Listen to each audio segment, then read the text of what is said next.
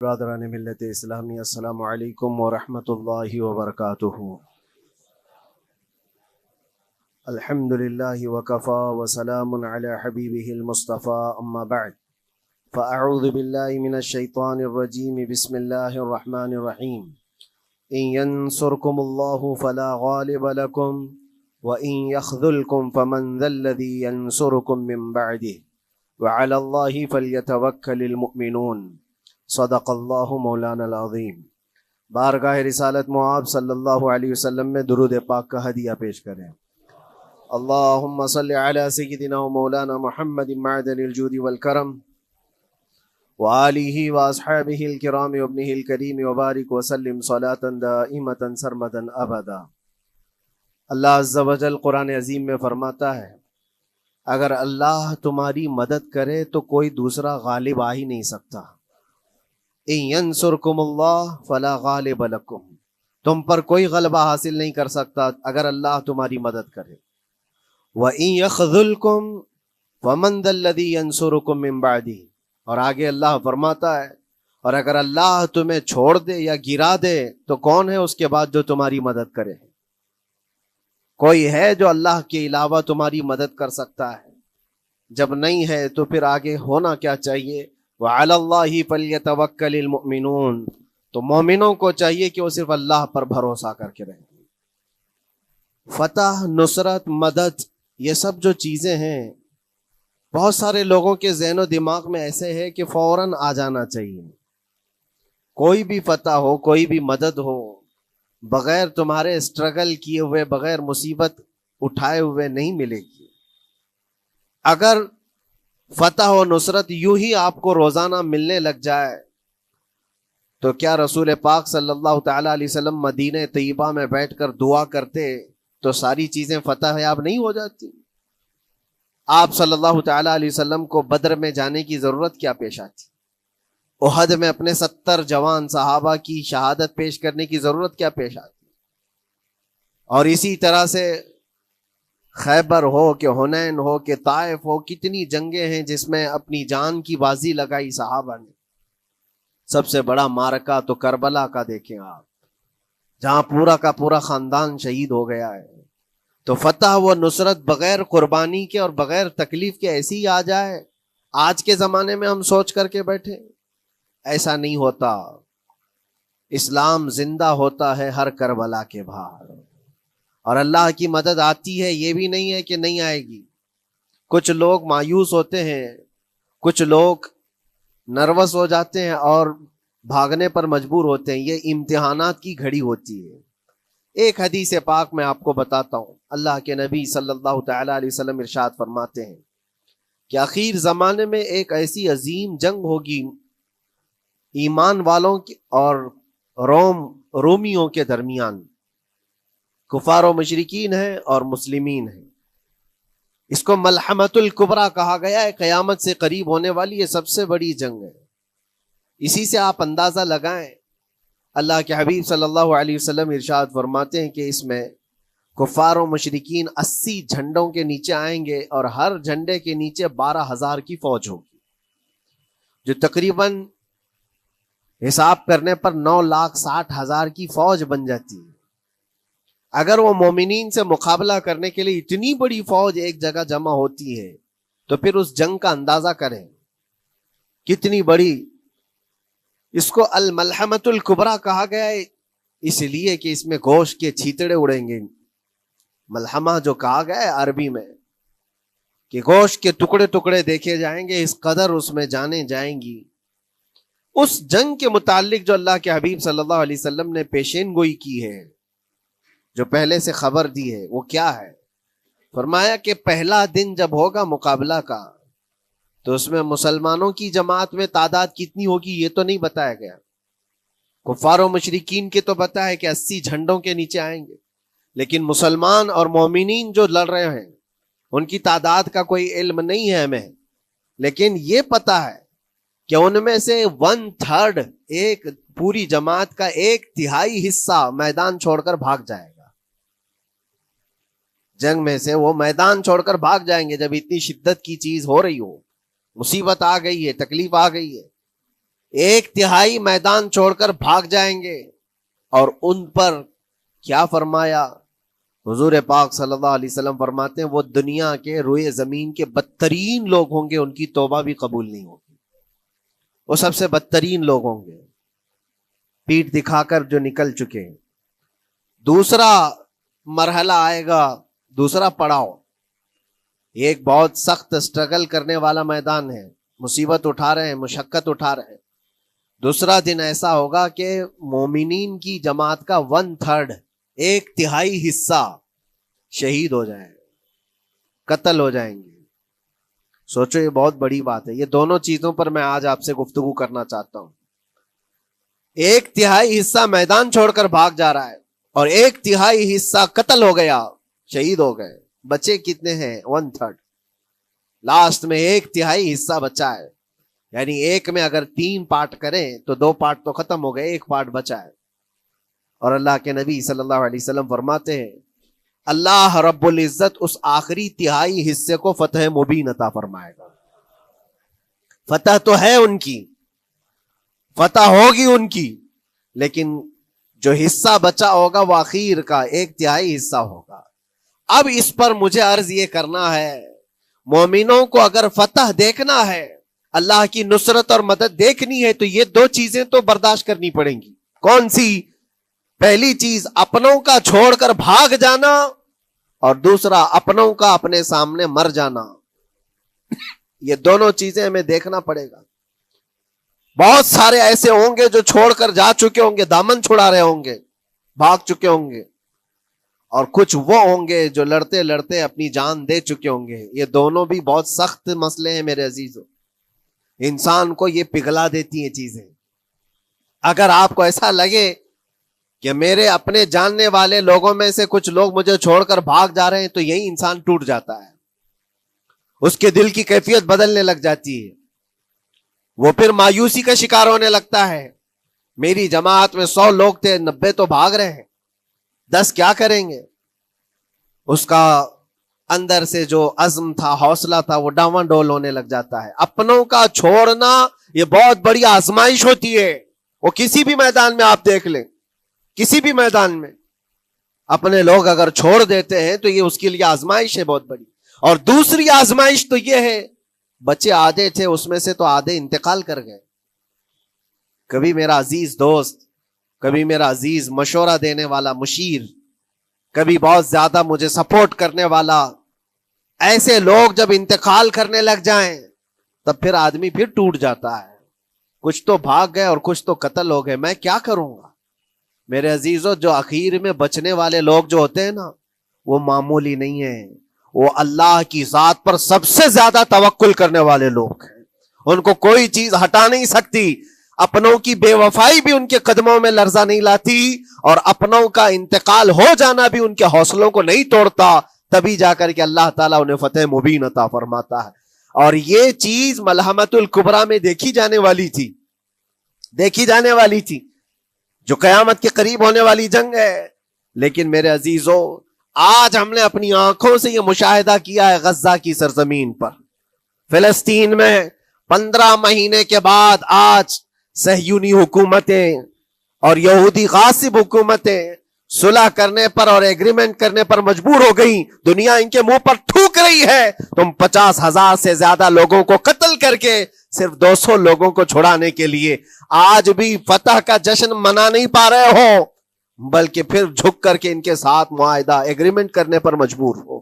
یہ فتح ان بچوں کی نہیں ہے تو اور کیا ہے, ان مظلوموں کی نہیں ہے تو اور کیا ہے, جن کے پاس کھانے کو روٹی نہیں ہے اور پہننے کو کپڑے تک نہیں رہ گئے, ان کے علاج معالجے کے لیے دوائیاں نہیں رہ گئی, لیکن عزم اور حوصلہ ایسا ہے کہ اللہ ابھی ہمارے ساتھ. میرے عزیزو, ان کے توکل اور ان کے عزم کے متعلق یہ صرف اور صرف اخبار کی باتیں نہیں ہیں, سوشل میڈیا کی باتیں نہیں ہیں.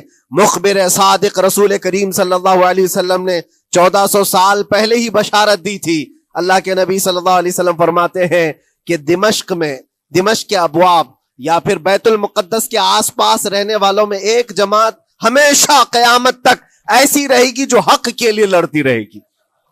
حضور پاک صلی اللہ علیہ وسلم فرماتے ہیں حق کے لیے وہ لڑتی رہے گی، قیامت تک ایک جماعت ہوگی. اور ان کی فضیلت میں میرے آقا فرماتے ہیں کہ ان لا یضرهم خذلان من خذلهم، ان کو دھوکہ دینے والوں کا دھوکہ ان پر کچھ اثر نہیں کرے گا، یا پھر ان کو چھوڑ دینے والے یا ان کی بات نہیں کرنے والے، یہ سب چیزیں ان کو کچھ بھی ضرر نہیں پہنچائیں گی. میں اس سے قبل اسی مسجد میں آپ کے پاس اس حدیث کو دہرا چکا ہوں، بیان کر چکا ہوں. اللہ کے نبی صلی اللہ علیہ وسلم فرماتے ہیں ان کو کوئی چیز نقصان نہیں پہنچائے گی، دھوکہ دینے والوں کی دھوکہ دڑی ان کا کچھ نقصان نہیں پہنچائے گی. آپ ہو سکتا ہے سوال کریں، عمارتیں ٹوٹ کر راکھ میں بدل گئی، ہزاروں بچے قبروں میں سو گئے، کتنی عورتیں بیوہ ہو گئیں، کتنوں کے گھر اجاڑے گئے، کتنوں کے ہاتھ پیر توڑے گئے ہیں، بمباری میں وہاں پر کون صحیح سلامت رہا، 2 لاکھ کے قریب لوگ متاثر ہوئے، اور مولانا آپ کہتے ہیں حضور نے فرمایا حدیث میں ان کو کچھ نقصان نہیں ہوگا. یہ نقصان نہیں ہے تو اور کیا ہے؟ ہو سکتا ہے آپ کے ذہن میں یہ سوال گردش کر رہا ہو، آپ بار بار یہ سوچ رہے ہوں گے اللہ کے نبی نے فرمایا ان کو کوئی چیز نقصان نہیں دے گی، دھوکہ دینے والوں کی دھوکہ دڑی سے ان کا کچھ بگڑے گا نہیں. اتنا تو بگڑ چکا، پورا راکھ میں بدل گئے، علاج کرانے کے لیے دوائی تک نہیں ہے، تو پھر کیا؟ اللہ کے نبی نے کیا فرمایا کہ ان کو نقصان نہیں پہنچے گا، ان کو ضرر نہیں ہوگا. پھر یہ ساری تکلیفیں اور یہ ضرر کیا ہے؟ میں بتاتا ہوں میرے عزیزوں، جسم کا نقصان، جان کا نقصان، مال کا نقصان، جائیداد کا نقصان، یہ اللہ کے نبی نے نہیں فرمایا. یہ نقصانات مومن کے لیے کوئی معنی نہیں رکھتے. اگر ایمان سلامت ہے تو پوری کائنات سلامت ہے، اور یہ اللہ تبارک و تعالیٰ نے آج تک ان کے ساتھ رکھا ہے. ان کا ایمان محفوظ ہے، ایمان موجود ہے، جس کی وجہ سے یہ سارے نقصانات کچھ معنی نہیں رکھتے. اس لیے کہ یہ تکلیفیں، یہ جو ساری مصیبتیں آئی ہیں، اس پر تو اللہ تعالیٰ نے اجر عظیم کا وعدہ فرمایا ہے، اجر عظیم کا وعدہ فرمایا ہے.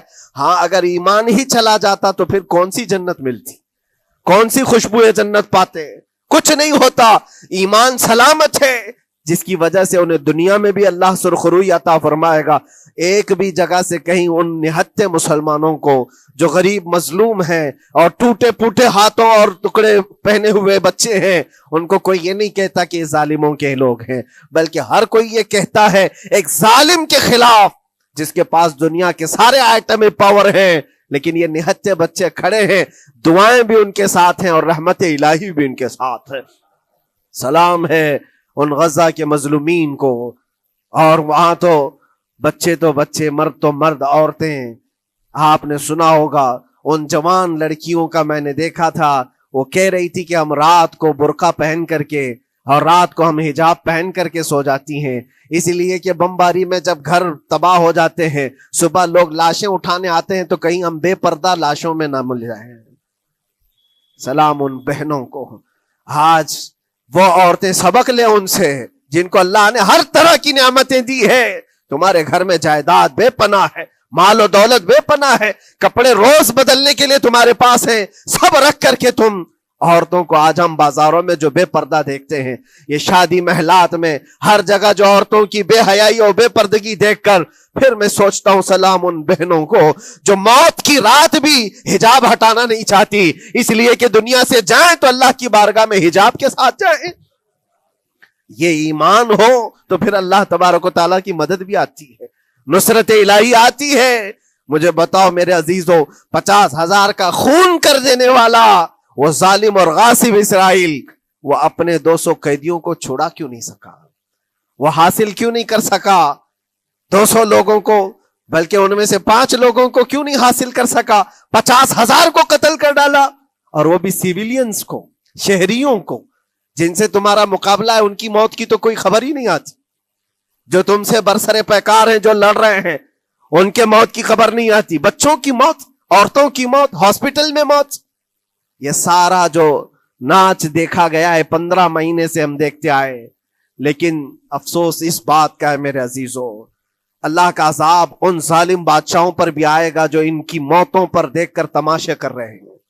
وہ اپنی عیاشیوں میں مصروف ہیں، وہ اپنے عیش قدوں میں شراب نوشی اور کباب خوری پر مصروف ہیں، اور ان بچوں کی تڑپتی ہوئی لاشوں پر وہ اپنی کرسیاں سجائے بیٹھے ہیں. وہ عرب کے ظالم بادشاہ کہاں ہیں جن کے گھروں میں سونے کے ٹوائلٹ بنائے گئے ہوں، جو سونے کی کرسی پر بیٹھ کر کے حکومت اور تخت بچھاتے ہوں، میرے عزیزو ان کی بھی پکڑ آنے والی ہے، آپ انتظار کرو، کیونکہ اللہ تعالیٰ قرآن میں فرماتا ہے وَسَيَعْلَمُ الَّذِينَ ظَلَمُوا أَيَّ مُنْقَلَبٍ يَنْقَلِبُونَ، ان قریب ظلم کرنے والے یہ پہچان لیں گے کہ اللہ ان کو کس پلٹی میں گرائے گا، وہ کس پلٹی میں، کس کھائی میں جا کر کے گریں گے۔ اندازہ کرو، ظالم صرف وہی نہیں ہے جو بمباری کرتا ہے اور قتل عام کرتا ہے، ظالم وہ بھی ہے جو تماشائی بن کر کے لوگوں کا سپورٹ کرتا ہے، ان لوگوں کو سراہتا ہے جو ظلم کر رہے ہیں۔ افسوس کا مقام ہے، وہ چیختے رہ گئے، چلاتے رہ گئے ہیں، اور پھر اخیر میں وہ بچوں نے پکار کر کے یہ بھی کہا ہمیں کسی جگہ سے مدد کی امید نہیں ہے، نہ ہمارے پڑوسی ملک سے، نہ کسی بہت بڑے مسلم بادشاہ سے، ہمیں امید ہے فتح کی اور مدد کی تو پروردگار عالم سے ہے۔ اور یقیناً مومنوں کے لیے اللہ نے یہی فرمایا وَعَلَى اللَّهِ فَلْيَتَوَكَّلِ الْمُؤْمِنُونَ، اور مومنوں کو چاہیے کہ صرف اللہ ہی پر بھروسہ کریں۔ میں نے دیکھا ہے میرے عزیزو، یہ دنیا صرف اور صرف لالی پاپ پکڑا سکتی ہے تمہیں، ان کے ہاں مدد کی کوئی گنجائش نہیں ہے، یہ ہمارے ساتھ کھیلتے ہیں، ان کے دلوں کے اندر سے رحم غائب ہے، یہ بچوں کی تڑپتی ہوئی لاشوں کو دیکھ کر کوئی آواز تک نہیں اٹھاتا، جو آواز اٹھانے والا اس کو کیس کر کے بند کر ڈالیں گے۔ جو بھی اگر مظلوموں کے لیے آواز اٹھائے، ان کا پرچم لہرائے، تو کتنے تو یہاں پر FIR ہو گئے، بند کر دیے گئے۔ کیوں؟ مظلوموں کے لیے آواز اٹھانا کیا یہ ہمارا رائٹ نہیں ہے، ہمارا حق نہیں ہے؟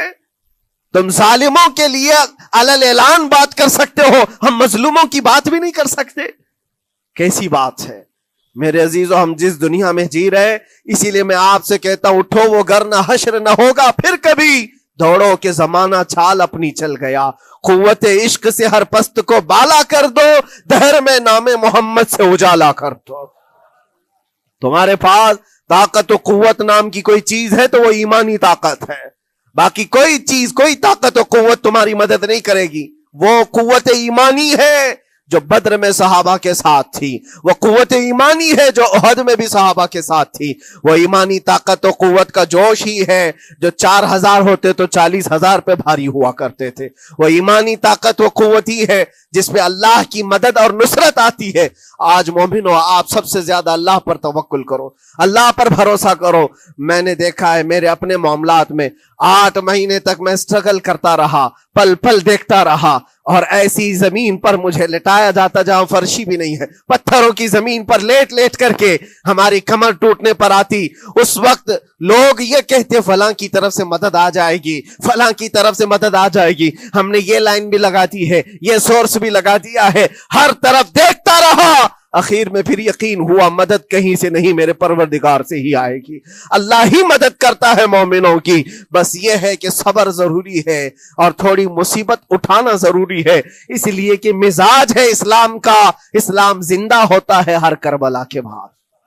اپنی قربانیاں دو اور قربانیاں ضائع نہیں ہوتی، رنگ لائیں گی، ہماری شہادتیں رنگ لائیں گی، ان بچوں کی شہادتیں رائے گاہ نہیں جائیں گی جو 40,000 کے قریب شہید ہو چکے ہیں، وہ رنگ لائے گی۔ فتح بیت المقدس کے لیے ان کی قربانیاں، ان کی شہادتیں ایک عظیم باب بن کر کے نکلیں گی، ایک عظیم دروازہ بن کر کے نکلیں گی۔ آپ انتظار کرنا، وہ دن قریب آ رہا ہے جس کے متعلق میرے مصطفیٰ نے بشارتیں دی ہیں۔ ایک وقت وہ آئے گا جب امام مہدی کا ظہور ہوگا اور صرف پرچم اسلام لہرائے گا، وہ دن آئے گا، یہ قربانیاں ضائع نہیں جائیں گی میرے عزیزوں۔ اور اللہ کریم نے قرآن میں فرمایا، آپ لوگ ڈرتے ہوں گے مولانا پھر سے یہ ساری چیزیں بول رہے ہیں، ان کو برا لگے گا، ان کو برا لگے گا، بہتوں کو برا لگے گا، یہ میری بات نہیں، قرآن کہتا ہے وَلَوْ كَرِهَ الْكَافِرُونَ وَلَوْ كَرِهَ الْمُشْرِكُونَ۔ اللہ قرآن میں فرماتا ہے یریدون لیطفئوا نور اللہ بافواہہم، لوگ تو چاہتے ہیں اللہ کے چراغ کو اپنے منہ کے پھونکوں سے بجھا دیں، اللہ کے چراغ کو اپنے منہ کے پھونکوں سے بجھا دیں۔ اللہ کا چراغ اسلام ہے، اللہ کا چراغ یہ قرآن ہے، اللہ کا چراغ رسول پاک کی ذات ہے، اور ظالم یہ چاہتے ہیں اپنے منہ کے پھونکوں سے اس چراغ کو بجھا دے، اور قرآن کہتے ہیں واللہ متم نورہ، اللہ تعالیٰ اپنے نور کو، اپنے چراغ کو مکمل کر کے رہے گا اور پوری دنیا میں غالب آ کر رہے گا۔ आखिर में ये जुमला अल्लाह ने फरमाया, अगरचे काफिरों ये बात नापसंद करते हो, अगरचे मुशरिक ये बात नापसंद करते हो, मैं नहीं कह रहा, अल्लाह कह रहा है, ये बात तो बुरी लगेगी ही। ऐसा क्यों बोलते हैं? इसलिए कि ये होने वाला है जो कुरान ने कहा। याद रखो, जमीन ऊपर जा सकती है, आसमान नीचे आ सकता है, लेकिन मेरे रब का फरमान कभी टल नहीं सकता। जो कुरान ने कहा है वो होकर रहेगा, और उसी पर ईमान हम सब मोमिनों की शान है, हम सब मोमिनों की शान है। बस आपके लिए जिम्मेदारी ये है, आओ उन बुराइयों की वादियों से जिसमें पड़े हुए हो, नौजवानों से मैं गुजारिश करता हूं, तुम्हारी नमाजों का हिसाब कर लो, तुम्हारे अपने अमाल का हिसाब कर लो। अल्लाह की मदद को पुकारते हो तो यकीनन अपने चेहरे साफ तो कर लो, अपने दिलों को पाक तो कर लो, अपने अमाल, अपनी पेशानियों को मस्जिदों के सज्जों से सजा तो लो। फिर मांगने में तुम्हें एक मजा भी आए, एक लुत्फ भी आए, रहमान की बारगाह में हाथ उठाएं तो आपको लुत्फ भी आए, अपने लिए भी और मजलूमीन के लिए भी मांगने में मजा तो आए। लेकिन जब आज हाथ उठाते हैं तो फिर ये दिल में बात आती है, फजर तो कज़ा करके सोया था, इशा तो पढ़ा नहीं था, और मेरे हालात ये हैं, हराम खाया हुआ है, किसी का माल गसब किया हुआ है। इन तमाम मामलात को लेकर किस तरह से हाथ उठाओगे अल्लाह की बारगाह में? पहले अपने आप को पाक कर लो मेरे अजीजों। जब साफ सुथरे हो जाओ तो फिर अल्लाह की मदद भी आएगी। इसलिए कि दुनिया में हमने देखा है, साफ प्याला लेकर के आओगे तो दूध भी डाला जा सकता है और मिठाई भी दी जा सकती है, लेकिन प्याले में ही कीचड़ भर करके लाओ तो दूध देने वाला क्या उसमें दूध डाले और मिठाई देने वाला क्या उसमें मिठाई डाले। ये तो दुनिया वालों का दस्तूर है, बिला तशबीह व बिला तमसील। अपने पाक दिलों को लेकर अल्लाह की बारगाह में जाओ तो फौरन तुम्हारे लिए मदद भी आ जाए, फौरन मदद भी आ जाए। अल्लाह करीम उन गज़ा के निहत्ते और मजलूम मुसलमानों की फतह को सदा कायम व दायम रखे, और उनके टूटे फूटे बिखरे घरों को अल्लाह ताला फिर से आबादी अता फरमाए, उनके कमजोरों को मौला ताकत व कुव्वत अता फरमाए, उनके शहीदों को मौला अजर अजीम नसीब फरमाए, उनकी बेवाओं को मौला सब्र जमील अता फरमाए, उनके यतीमों को मौला ताकत व कुव्वत अता करे, उनकी मस्जिदों की आवाज और उनकी गूंज को मौला फिर से बुलंदी अता फरमाए, और उनके सब्र और उनके इस्तिकामत और उनके हौसले को मौला पूरे दुनिया के मोमिनीन के दिलों में कायम अता फरमाए। उनके हर तरह के हौसले, उनके सब्र और उनके मुजाहिदाना इस्तिकलाल को मौला हम सब के लिए जरिए नजात अता फरमाए। हमारी नस्लों के लिए अल्लाह ताला एक सबक आमोज हिकायत अता फरमाए। मौला करीम तेरे दरबार में दुआ है, हम सबको बुज़दिलों की जमात से नजात अता फरमा। मौला हमको मुनाफिकीन और मुशरिकीन और काफिरीन के वसवसों और उनके तमाम फितन शुरूर से महफूज फरमा दे। हम सबको जालिमों के जुल्म से बचा, फितीनों के फितने से बचा, शर्रीन के शर से बचा, हासिदीन के हसद से बचा, जलने वालों की जलन से महफूज फरमा। खुदाया कदीर जब्बार आखिरी सांस तक हमारे हाथों को गैरों के सामने फैलने से महफूज फरमा दे। तू अपना और अपने हबीबों का मोहताज बनाए रख। व आखिर दावाना अनिल हम्दुलिल्लाहि रब्बिल आलमीन। अस्सलामु अलैकुम।